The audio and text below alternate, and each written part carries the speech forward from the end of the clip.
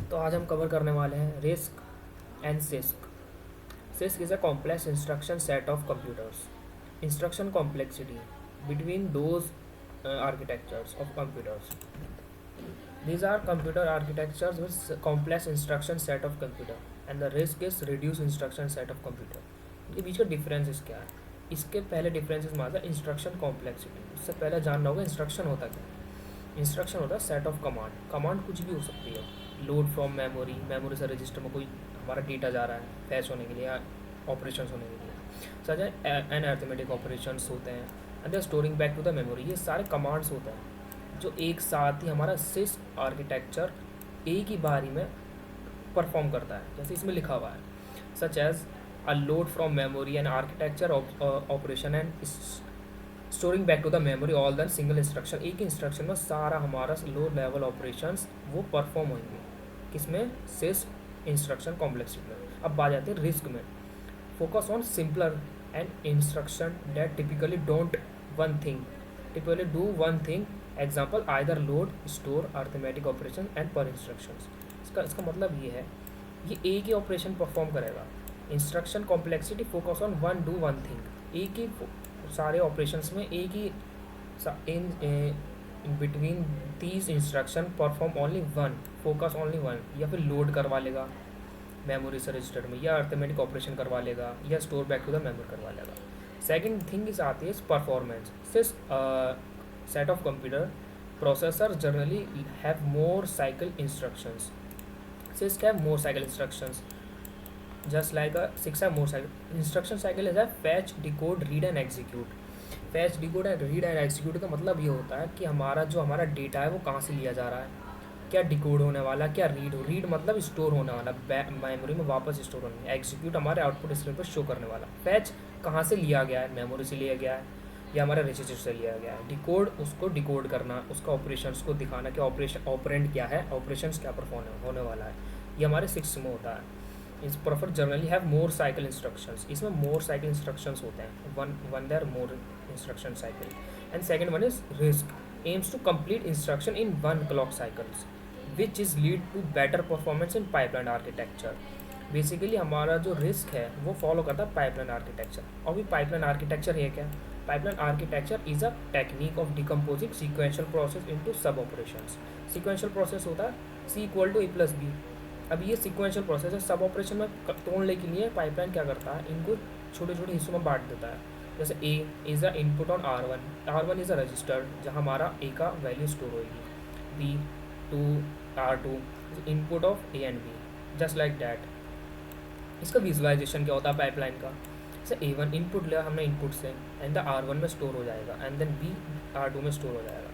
The multiplier basically जो multiples inputs होते हैं ना, एक में तोड़ने की कोशिश करता है, जोड़ने की कोशिश करता है। मल्टीप्लायर का वर्क ये होता है, हमने अगर अब सेकंड सेमेस्टर में पढ़ा हो तो R3 में स्टोर हो जाएगा एंड देन C1 का जो डेटा होगा वो R4 में स्टोर हो जाएगा। And then adder to add the both of things and store in the R5 register. This is the RISC on performance aims to complete instruction in one clock cycle. एक ही clock cycle में सारा perform हो जाएगा pipeline architecture के through. Third one is hardware and software dependency. Sys lean on hardware to accomplish more complex tasks using more transistors for decoding and executing the multifaceted instructions. इसका कहने का मतलब basically यही है कि हमारा जो रिस्क है, सिस्क है, वो हार्डवेयर पर डिपेंड्स होता है। जो उसका आर्किटेक्चर्स होता है वो मोर ट्रांजिस्टर पर बेस्ड रहता है। बिकॉज ऑफ जितने ट्रांजिस्टर्स होंगे उतने ही परफॉर्म करना पड़ेगा हमें, उसके उतने ज़्यादा इंस्ट्रक्शन साइकिल्स होंगी एंड देन उसको ज़्यादा जितने ट्रांजिस्टर्स होंगे उसमें डिकोड भी उतना ही करना है, डाटा को फैच भी उतना ही करना है, ना एग्जीक्यूट भी उतना ही करना है। तो हमारा CISC architecture depends on hardwares. And second thing is RISC depends on softwares utilizing compilers to optimize instruction into the simpler और more manageable task for the processors. Basically हमारा जो रिस्क है वो लीन करता है सॉफ्टवेयर पर, जस्ट लाइक कंपाइलर। आपने जैसे पढ़ा हो, compiler is basically is a software that use to sorry for so understand the what is the compiler. You can search on the Google and the basic definition of the compiler you don't know very well. Fourth one is memory access. Such instructions often manipulate directly from the memory. That's mean the line of the often manipulate data directly in memory.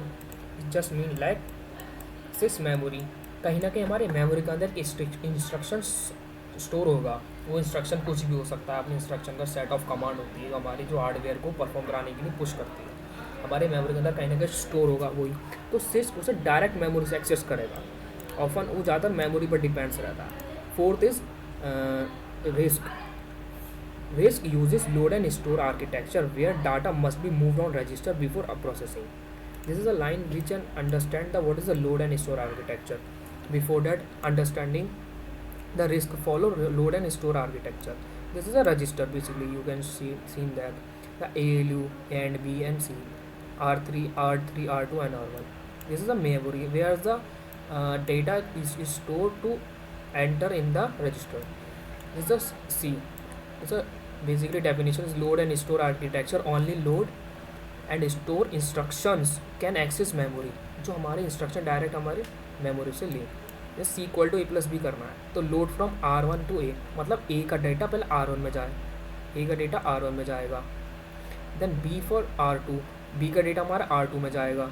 And add from this is the load simple. And then this is the operation. Add is operation. This is the instructions, operation and instructions.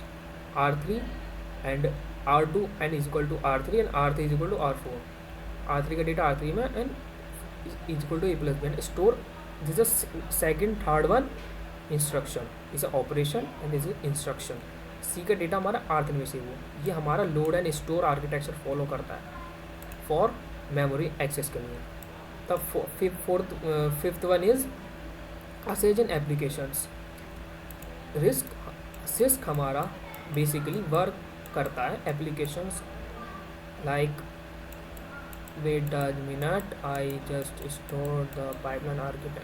I can complete the yes I complete the pipeline architecture. Fourth and the fifth one is usage application. Sorry for the that is the fifth. This is fifth I think. Yes this is fifth difference. This is a fifth difference. Sorry. जो हमारा six है वो हमारे basically size में बड़े होते हैं. इनमें स्टोरेज, इसमें हमारा primarily environment perform on the watt. इसमें जो हमारा डेटा जाता है, हमारा जो इलेक्ट्रिसिटी जाती है वो वाट में जाते हैं, पर वाट में. जैसे हमारे कंप्यूटर में processor. Sorry for the disruption.